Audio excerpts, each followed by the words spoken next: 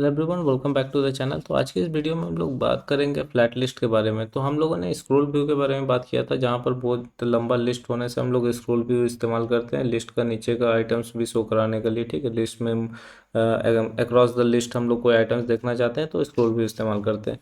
तो अब देखिए, मान लीजिए आपने एपीआई से बहुत बड़ा डेटा लेके आया है, तो उस टाइम आप स्क्रॉल व्यू इस्तेमाल नहीं कर सकते। स्क्रॉल व्यू तभी इस्तेमाल होता है जब फिक्स्ड अमाउंट ऑफ डेटा है, तब जैसे कि 10-15 डेटा है। ठीक है, अब एपीआई से आपने 1000, 100, 200 डेटा लेके आया है, तो वो आप उतना सारा डेटा आप जैसे कि नीचे करते जा रहे हैं, फिर और डेटा लोड हो रहा है, तो उस केसेस में हम लोग फ्लैट लिस्ट इस्तेमाल करते हैं। ठीक है, तो फ्लैट लिस्ट बहुत सिंपल है। आपको यहाँ पर से रिएक्ट नेटिव से कोर कंपोनेंट है, तो रिएक्ट नेटिव से इंपोर्ट कर लेना है।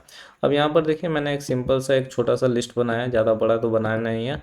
एक यूज़र्स नाम का स्टेट वेरिएबल है, जहाँ इनिशियली मैं एक यहाँ पर एरे बना दिया हूँ, लिस्ट ऑफ एरे, जहाँ पर हमारा हर एक जो एलिमेंट है उसमें एक ऑब्जेक्ट है जिसमें आईडी है और नाम है। ठीक है, आईडी नाम है। तो इस तरह से मैंने एक यूज़र का लिस्ट बनाया। अब देखिए, यहाँ पर फ्लैट लिस्ट में क्या होता है, सबसे पहले होता है हमारा प्रॉप्स, होता है डेटा। डेटा में हम लोग क्या भेजते हैं, यूज़र्स, यानी कि जो आपका लिस्ट है, जो लिस्ट आपको शो कराना है वो आपको भेजना पड़ेगा सबसे पहले। ठीक है, दूसरा चीज़ होता है की एक्सट्रैक्टर। ये इंपॉर्टेंट होता है। की एक्सट्रैक्टर क्या होता है, हर एक एलिमेंट जो आप शो कराएगा, जैसे यहाँ पर हर एक एलिमेंट हम लोग शो करा रहे हैं, तो उसका एक यूनिक आईडी होना चाहिए, जो यूनिकली आइडेंटिफाई हो एलिमेंट। तो हम लोग जनरली क्या करते हैं, जैसे लिस्ट आया तो लिस्ट में हर एक एलिमेंट कुछ आईडी है, मान लीजिए हर एक एलिमेंट का जैसे यहाँ पर आईडी है, तो वो आईडी भेज देते हैं। तो हर एक एलिमेंट को हम लोग उठाते हैं, हर एक आइटम को, और उसका आईडी भेज देते हैं। उससे हर एक आइटम यूनिकली आइडेंटिफाई हो जाता है उसका, क्योंकि हर एक आइटम का यूनिक आईडी है। ठीक है, तीसरा चीज़ होता है रेंडर आइटम। रेंडर आइटम में जो आप लिस्ट है आपका, उसको आप जो यूआई बनाइएगा वो आप यहाँ पर लिखते हैं उसका कोड। तो यहाँ पर हर एक आइटम को हम उठाए हैं, और यहाँ पर फिलहाल मैं सिंपल सा, ज़्यादा बड़ा यूआई तो बनाया नहीं हूँ। तो यहाँ पर मैंने टेक्स्ट लिया, टेक्स्ट कंपोनेंट, और यहाँ पर मैंने आइटम का जो नाम है, हर एक आइटम उठाया, इस तरह आइटम उठेगा, और आइटम का जो नाम है वो मैं शो करा दिया। ठीक है, तो यहाँ शो हो रहा है। और आप चाहते तो यहाँ पर ये भी शो करा सकते हैं, जैसे कि आइटम डॉट आईडी शो करा सकते हैं।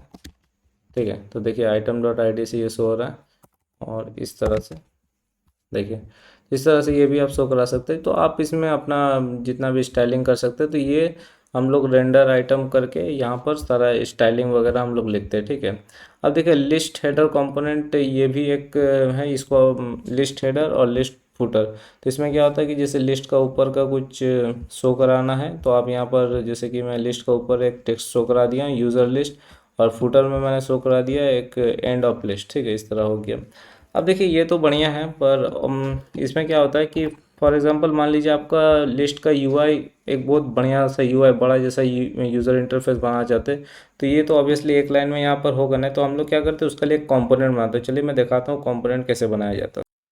तो देखिए गाइस, ये मैंने एक लिस्ट का यूआई बनाया है।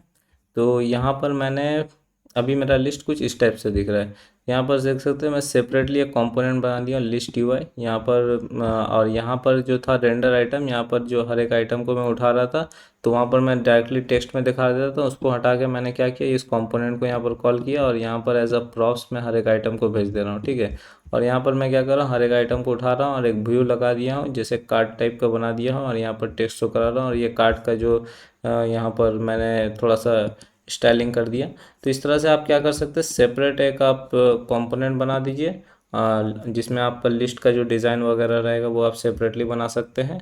और फिर जाके वो जो कंपोनेंट है, वो कंपोनेंट यहाँ पर आप डिक्लेयर कर दीजिए, और इस हर एक आइटम को एज अ प्रॉप्स हम यहाँ पर भेज देंगे।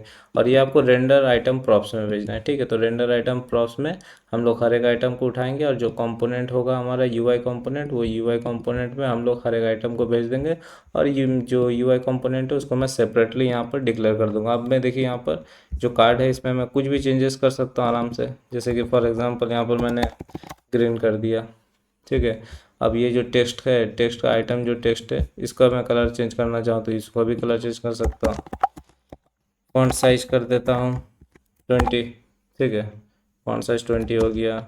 फॉन्ट कलर मैं चेंज करना चाहूँ तो कलर में कर सकता हूँ वाइट।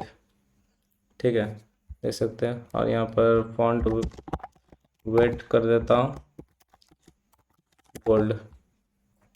इस तरह से बढ़िया सा लग रहा है। तो इस तरह से आप सेपरेटली, जनरली हम लोग सेपरेटली कंपोनेंट बनाते हैं, और जो रेंडर आइटम है यहाँ पर फ्लैट लिस्ट में जो रेंडर आइटम है उसमें हर एक आइटम को उठा के हम लोग यहाँ पर डिक्लेयर कर देते हैं उस कंपोनेंट को, और यहाँ पर एज अ प्रॉप्स हम लोग भेज देते हैं हर एक आइटम को। ठीक है, तो इस तरह से हम लोग फ्लैट लिस्ट को इस्तेमाल करते हैं। ओके।